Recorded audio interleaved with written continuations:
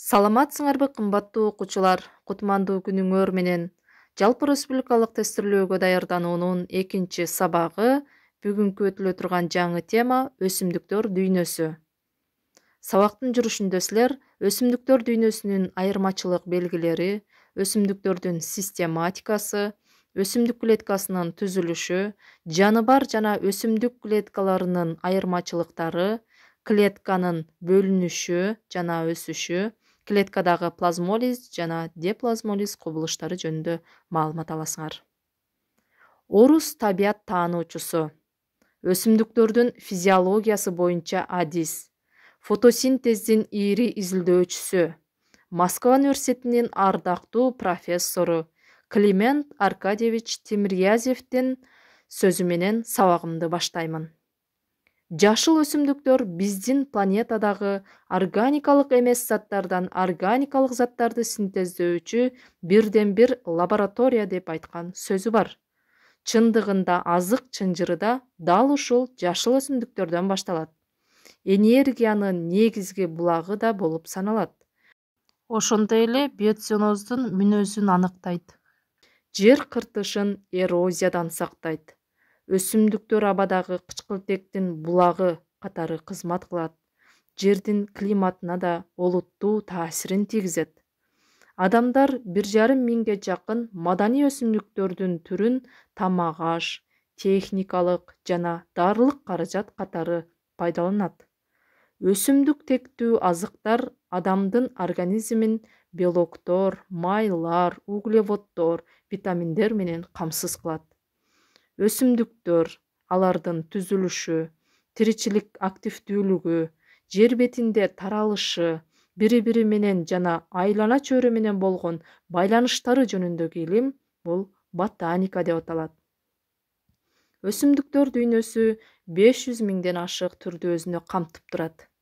Кыргызстанда өсүмдүктөр дүйнөсүнүн 3,5 миңге жакын түрү бар. Көп түрдүү болгондугунун себеби географиялык абалына жана жаратылыш климатынын зоналарына байланыштуу. Бардык өсүмдүктөрдүн жыйындысын биз флора дейбиз. Өсүмдүктөр дүйнөсүнүн айырмачылык белгилери. Биринчи, автотрофтук тамактануу тиби. Өсүмдүктөр фотосинтезге жөндөмдүү болгондуктан өздөрү органикалык заттарды жашыл пигменттери аркылуу синтездеп тамактанышат. Ошондуктан өздөрүн органикалык заттар менен камсыз кылып, башка дүйнөнүн өкүлдөрүнө азыктануу боюнча көз каранды эмес. Экинчи, клеткалык түзүлүшү.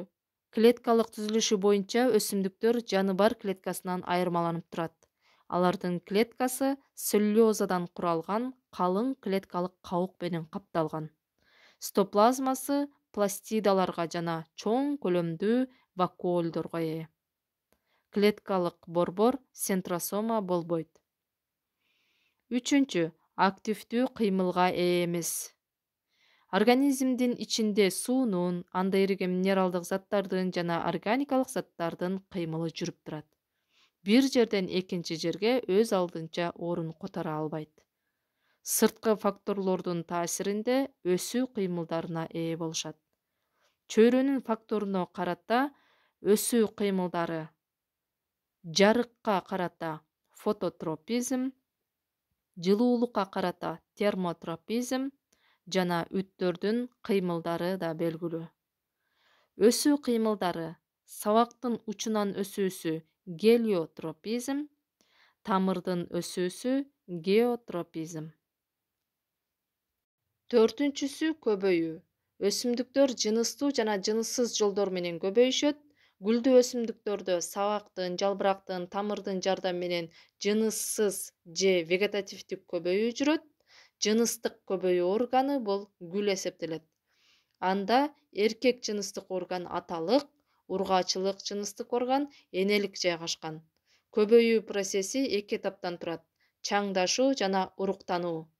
Натыйжада урук пайда болуп, андан жаңы организм өрчүйт. Бешинчи, өсүү. Жашоосунун бардык бөлүгүндө сабагынын жана тамырынын созулуусу менен өсүмдүк узарат. Гүлдүү өсүмдүктөрдө чоку бүчүр аркылуу бутактарынын узарышы, камбий аркылуу сабактын жооноюшу жана тамырдын учундагы меристемасы аркылуу узаруусу өсүмдүктүн өсүүсүн билдирип турат. 6. Өөрчүү. Гүлдүү өсүмдүктөрдүн өөрчүүсү уруктун өнүп чыгуусу менен башталат. Өсүмдүк алгач өсөт, жетилет, гүлдөйт, мөмө берет, урук калтырат, андан кийин өлүм менен аяктайт. Өсүмдүктөр менен жаныбарлардын айырмачылык белгилери таблицада түшүрүлгөн. Жакшылап карап чыгабыз. Өсүмдүктөрдүн систематикасы.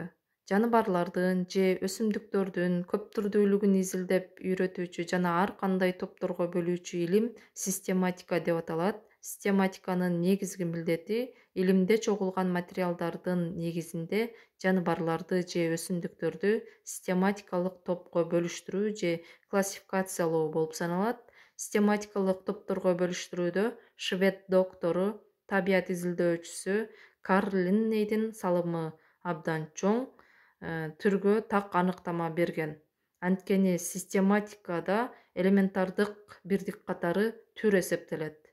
Түр бул белгилүү аймакта жашаган, түзүлүштөрү боюнча окшош, тукум куучу белгилери окшош, өзүнөн кийин тукум калтырган жандыктардын жыйындысы. Түрдү аныктоодо ар бир түр эки латын сөзү менен жазылат. Биринчи тукум, экинчи түрдүн аты жазылат. Мисалы, кадимки буудайдын таксономиялык катарын карап көрөлү. Жандуу организмдерге мүнөздүү жалпы белгилердин бири алардын клеткалардан түзүлгөндүгү. Клеткада бардык тиричилик процесстери мыйзам ченемдүү жүрөт. Клетканын түзүлүшүн жана аткарган кызматтарын толук изилдеп үйрөтүүчү илим цитология деп аталат. Эукариоттук клеткалардын негизги компоненттери болуп, клеткалык кабык, ядрочолору менен ядро жана органоиддери менен цитоплазма саналат. Цитоплазма клетка ичиндеги биохимиялык жана физиологиялык процесстер үчүн чөйрө жана органеллалардын өз ара байланышын ишке ашырат. Органеллалар мембранасына карай мембранасыз, бир мембраналуу, кош мембраналуу деп үчкө бөлүнөт. Клеткалык кабык өсүмдүктөрдүн клеткасында сырткы жана ички болуп бөлүнөт. Сырткысы калың, бекем келет да целлюлозадан жана пектинден турат. Таяндыруу, коргоо функцияларын аткарат. Бул кабыкта көзөнөктөр кездешип, алар аркылуу плазмодесмалар, цитоплазмалык жиптер өтөт. Булар аркылуу зат алмашуу жөнгө салынып турат. Ички кабык же мембрана плазмолемма деп аталат да, фосфолипиддин жана белоктун молекулаларынан турат. Бул мембрананын негизги касиети жарым өткөргүчтүк болуп, клетканын тиричилигинде чоң роль ойнойт. Рибосомалар өтө майда денечелер болуп саналат да, биринчи жолу 1955-жылы Паллади тарабынан ачылган. Бул органоид эндоплазмалык торчонун беттеринде, цитоплазмада, эркин абалда жана пластидалардын, митохондриялардын ички боштугунда кездешет. Рибосома чоң жана кичине суббирдиктен турат. Чоң суббирдик рибосомалдык РНКнын молекуласынан жана ага байланган белоктун 40 молекуласынан турат. Ал эми кичине суббирдик рибосомалдык РНКнын молекуласынан жана ага байланган белоктун 33 молекуласынан турат. Суббирдиктердин ортосундагы тешикче аркылуу аларды байланыштырып турган маалыматтык РНКнын молекуласы өтөт. Рибосомаларда мембрана болбойт, белокторду синтездөө кызматын аткарат. Эндоплазмалык торчо 1945-жылы Портер, Клаудио, Фульман тарабынан ачылган. Ал цитоплазманын ичиндеги суюктук гелоплазманы түрдүү багыттарда тепчүбөдөт, түтүкчөлөрдүн, көйүкчөлөрдүн жана баштыкчалардын системасын элестетип турат. Мунун эки түрү бар: жылмакай жана бүдүрлүү. Бүдүрлүү эндоплазмалык торчонун бетинде көп сандаган рибосомалар гелоплазма тарабынан бекиген болот. Бул торчо өзүнүн бекиген рибосомалардын жардамында белокторду синтездешет, аларды ташышат жана вакуолдун Golgi аппаратынын лизосомалардын пайда болушуна катышат. Жылмакай эндоплазмалык торчодо рибосомалар болбойт, алар май сыяктуу заттарды синтездешет.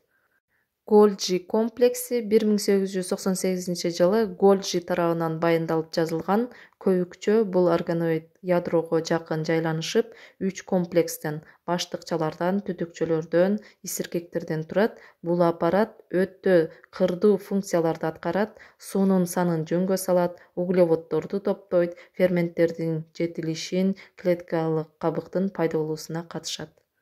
Лизосома 1945-жылы Дюф тарабынан аныкталып, баяндалып жазылган. Булар өтө майда данча түрүндөгү денечелер болуп саналат. Ички көңдөйүндө көп сандаган ажыратуучу ферменттер кездешет да, алар клеткага келип түшкөн заттарды, клетканын картайган бөлүктөрүн ажыратууга катышат. Лизосомдордун ферменттери дээрлик бардык органикалык кошулмаларды ажыратууга жөндөмдүү келет.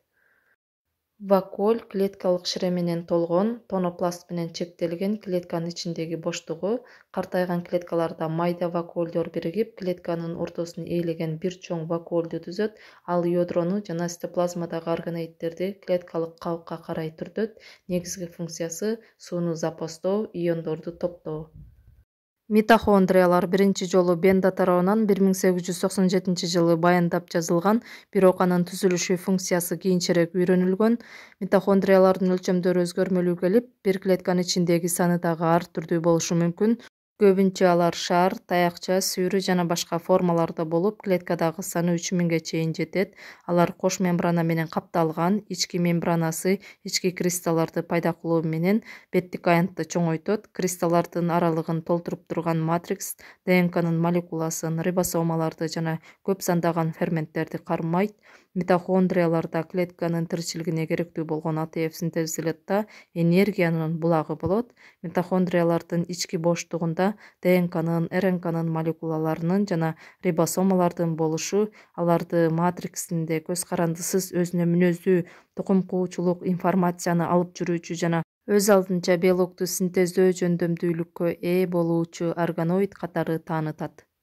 Пластидалар биринчи жолу Эррера тарабынан 1888-жылы табылып жазылган. Алардын 3 тиби хлоропласт, хромопласт, лейкопласттар кездешет. Аларда кош мембраналуу органоидтерге кирип, ички мембранасынан ламеллалар жана грандар пайда болот. Алардын арасындагы боштук строма деп аталып, матрикс суюктугу менен толгон. Ламелла грандар хлорофилл пигментин кармайт. Матриксте ДНК, РНК, рибосомалар кездешет. Пластидаларда каротин, ксантофилл пигменттеринин түрлөрү дагы кездешет. Хлоропласттарда фотосинтез процесси жүрүп, ага керектүү компоненттер кармалат. Пластидаларда цитоплазмалык тукум куучулукту аныктоодо маанилүү роль ойнойт. Ядро 1831-жылы Броун тарабынан ачылган. Бул клетканын сөзсүз кездешүүчү компоненттеринен болуп эсептелет да, ага клеткадагы тукум куучулук информацияны сактоо, тукумга берүү жана алардын иштешин ишке ашыруучу негизги роль таандык. Бөлүнбөй турган клетканын ядросу интерфазалык деп аталат да, тоголок, сүйрү формада болуп, адистенелик клеткаларда анын борборунда жайланат. Ядро 3 бөлүктөн: ядролук мембранадан, нуклеоплазмадан жана ядрочолордон турат. Ядролук мембрана 2 катмардан туруп, ичкиси жылма, ал эми сыртында эндоплазмалык торчо менен туташкан өсүндүлөрдү пайда кылат. Ядролук мембранада көп сандаган көзөнөктөр кездешет да, алардын тешиктери кичирейип жана чоңоюп турууга жөндөмдүү болот. Мембрананын сырткы бетинде рибосомалар жайгашкан болот. Ядролук мембрананын негизги функциясы нуклеоплазманы цитоплазмадан чектөө, зат алмашууну жөнгө салуу жана кээ бир органоидтердин пайда болушуна катышуу болуп эсептелет. Өсүмдүк жана жаныбар клеткасынын айырмачылык белгилери таблицага түшүрүлгөн. Жакшылап карап чыгабыз. Организмдердин жыныссыз, жыныстык көбөйлөрүнүн негизинде клеткалардын бөлүнүшү жатат. Клеткалардын бөлүнүүлөрүнүн эң универсалдуу жолу болуп митоз саналат да. Ал ядронун бөлүнүшү кариокинезден жана цитоплазманын бөлүнүшү цитокинезден турат. Клетка эки бөлүнүүнүн ортосунда тыныгуу мезгили интерфазада жайланат. Интерфаза жана митоз биригип клеткалык циклды түзөт. Митоз менен негизинен соматикалык клеткалар бөлүнүшөт да. Бир клеткадан эки клетка пайда болот. Клетканын бөлүнүшүнүн дагы амитоз жана мейоз жолдору бар. Амитоз жолу митоз эмес деген маанини түшүндүрүп турат. Клетка өзү бөлүнбөй, ядросу бөлүнөт. Карыган, ооруган клеткалар көбөйөт көбүнчө. Мейоз жолу менен жыныс клеткалары, гаметалар көбөйөт. Мында бир клеткадан 4 жаңы клетка пайда болот. Клеткадагы плазмолиз жана деплазмолиз кубулушу. Плазмолиз бул өсүмдүк клеткасынын суусун көп жоготкондо цитоплазманын көлөмү кичирейип, жүрүшүп, кабыктан ажырашы. Плазмолизге дуушар болгон клетка өлөт, кээ бир учурда тирүү калат. Аны суу же гипотониялык эритмеге салганда баштапкы калыбына келет. Бул кубулуш деплазмолиз деп аталат. Гипертондук эритме 0,19%дан жогору эритмелер, натрий хлориди, кальций хлориди. Мында суу клеткадан эритмеге өтөт. Гипотондук эритмеге тескерисинче концентрациясы 0,19%дан кичине болгон эритмелер кирет. Мисалы туздардын суудагы эритмеси. Мында суу сырткы эритмеден клеткага өтөт. Изотондук эритме 0,19га барабар болгондуктан суу эч жака өтпөйт. Плазмолиз эксперименттик цитологияда жана өсүмдүк физиологиясында осмос басымын, сугаруу мөөнөтүн, клеткалардын өткөрүмдүүлүгүн жана башка изилдөөдө колдонулат. Бүгүнкү сабак силерге түшүнүктүү болду деген ойдомун. Анда тема түшүнүктүү болгон болсо, бышыктоо үчүн тесттик суроолорго жакшы, жогорку деңгээлде жооп бересиңер деген ишеничтемин.